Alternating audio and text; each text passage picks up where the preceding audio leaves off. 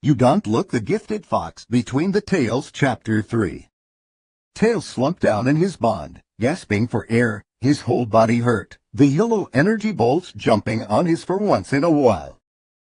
Robotnik muttered something under his breath as his fingers ran on the keyboard. He pushed the left button and turned to the fox, clasping his hands. "All right, looks like we're all set," he said, undisturbed by Tails' heavy breathing. "We can begin the testing phase." What testing? Tails asked, his chest feeling like someone put stones on top of it. What are you planning? See, the last time I encountered our blue-collared friend, I managed to pin one of his quills. Robotnik started. And I could not believe how much power that little thing had. If I was able to match that blue menace's speed only using one of his quills. Imagine what I could do if I had him as a power source. I could take over the world, the whole universe, man. The man cackled in a mad laughter and then stopped suddenly, leveling the fox with his calculating gaze. What I get you instead? Tails froze, horror visible on his face. He didn't like the implication of the man's tone. And while you're not as powerful as our mutual friend, I do believe you still can be of use to me. He grinned and tapped on the glass cell. Then, This thing connects you to the main cannon of the ship. I've already recalibrated it to match your energy signature. It's ready to fire at any moment now. My energy. Tails breathed out terrified, eyes wide open. He couldn't believe what he was hearing. The man was actually... To put it simply, Dr. Robotnik interrupted the fox thoughts, smiling sickly. you've just become my battery. Congratulations. You will help me to conquer this world. Tails' blood ran cold, body frozen in shock. The man didn't seem disturbed by the reach his words had. He turned around and strolled back to the console, cracking his fingers. But The fox desperately tried to come up with any excuse for the man to not do what he just announced. you already have the Master Emerald. You don't need me. Robotnik's finger froze over the button and he hummed thoughtfully. Then he hummed. That's true. He agreed, green lightning appearing at the tip of his finger. He stared at it for a while, before blowing it away and turning to Tails. But why settle for one if I can't have it all? Tails didn't know what to say. He was frozen in horror, both by the man's words and the sickening expression on his face. Robotnik took the fox silence as the end of conversation and turned back to the console. So now that the explanation is finished, He said, fingers hovering over the keyboard. let's cause some chaos. The machine hummed softly, and Tails felt his first stand up. He tugged at his limbs, desperately trying to escape, and then Robotnik pushed one more button, and Tails screamed. The pain during the calibration was nothing in comparison to what he felt now. There was nothing else but pain, piercing through his body and leaving no place safe from it. He couldn't speak. He couldn't think. And then the pain stopped. Tails wheezed and panted, hanging limply on the metal clasps. His head was pounding and he could barely breathe. His ears were ringing and the only thought in his mind was that he didn't want to experience that kind of pain again. Over the ringing, he heard Robotnik laugh, his voice bouncing from the walls. Amazing, truly astonishing. The man cackled, eyes trained on the screens. Tails' head to focus really hard to understand what he was seeing. It was a desert, the enormous space with only sand everywhere he looked. And there, right in the middle of the screen, was a huge crater. There was smoke coming from the edges. The hole was at least 50 kilometers wide and reached down for another 20 or so. Robotnik turned to his captive, a mad grin on his face. This is much better than I expected. He laughed, sounding pleased. I could destroy a whole city with one of those shots. No, Tails cried, pulling on his binds. I won't let you do this. Tails, tails, tails. Robotnik tutted, shaking Don't you understand? This is your doing. His hand moved towards the screen, towards the crater. I might have created the canon, but the show was only possible because of you. He approached the cell and leaned so that his face was on the same level as Tails.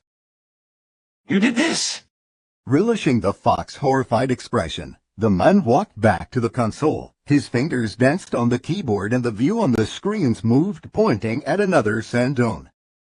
This time there was no warning. The machine hummed to life and the pain came again, coursing through Tails' body. He screamed and screamed and screamed. He could hear Robotnik laughing while he took a shot after shot, the yellow energy destroying dune after dune.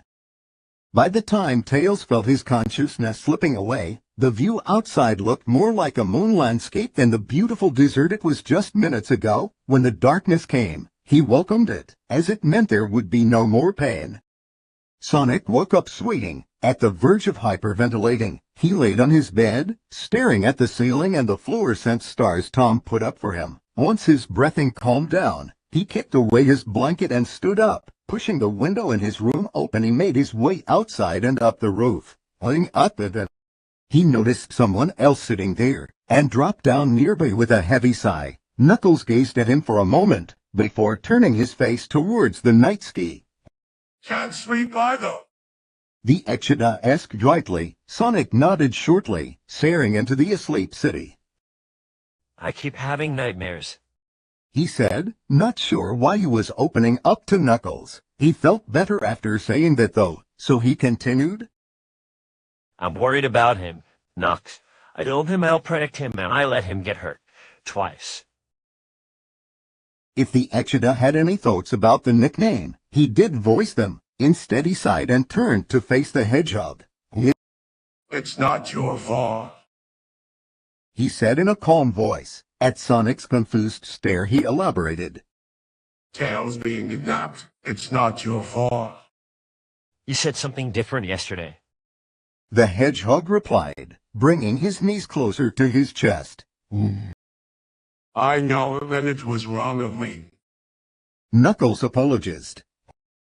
I was frustrated and worried myself. I might have not known the kid for long, but he rubbed off on me. He's like a younger brother to me. I know what you mean. Sonic nodded as they both stared at the starry ski.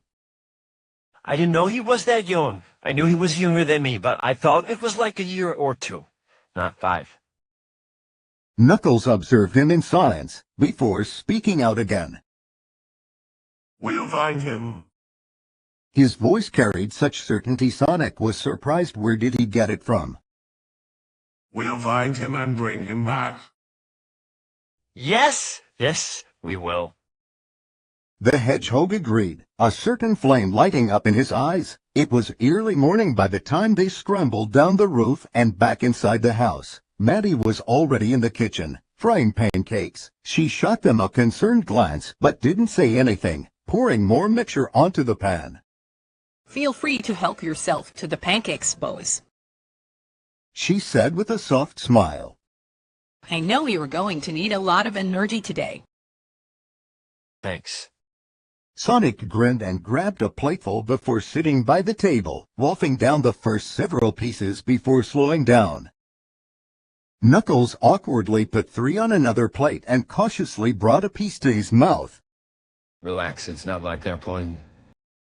Tom laughed, entering the kitchen already wearing his uniform. Although I can't say the same thing about coffee. Shut up, you. Shut up, you. That was one time. I had to have my stomach pumped. The man argued, but his lips turned upwards. Really? Because from what I recall, you threw up and then went to work as usual. Are you accusing me of lying? Tom gasped in fake offense. Only of being the worst drama queen I've ever seen. The woman replied. Tom gaped, his mouth opening and closing as if he was a fish. Madison smiled victoriously and turned back to the frying pan, knowing she won this round.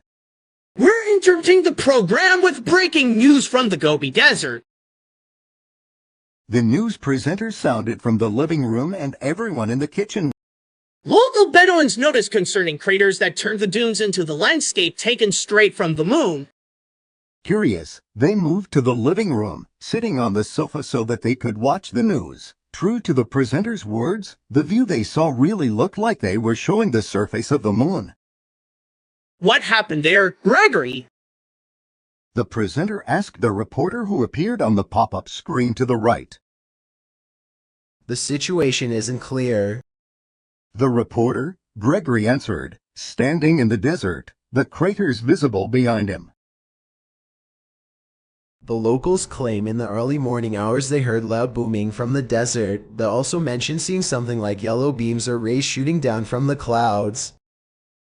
At the mention of the beams, Sonic and Knuckles both froze. You think?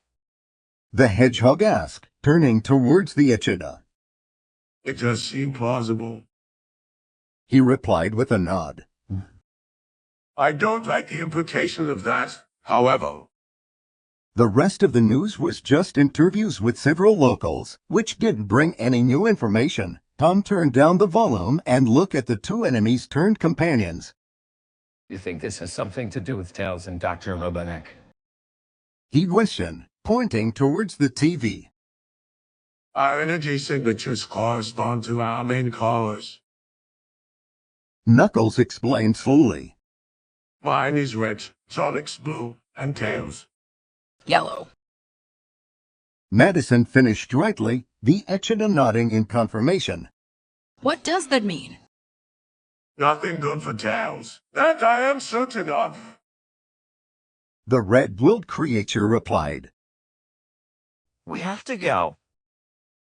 Sonic jumped down to his feet, ready to bolt through the door at any moment.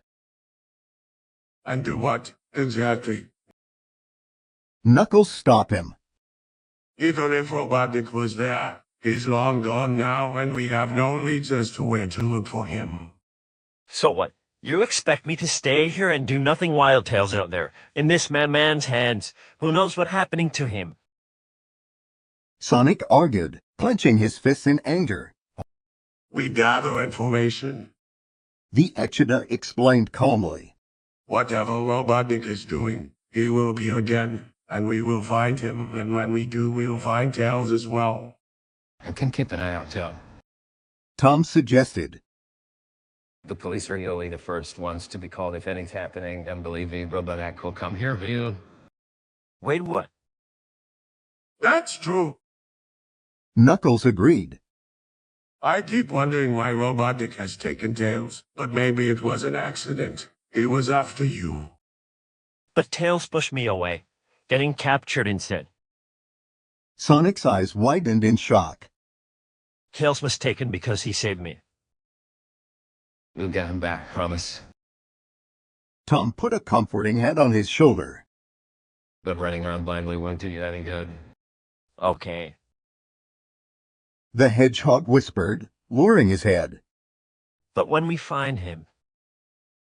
He pointed a finger at Knuckles. Robotnik is mine. He growled. Understood. The echidna nodded. Now, let's see how good he is at training. No,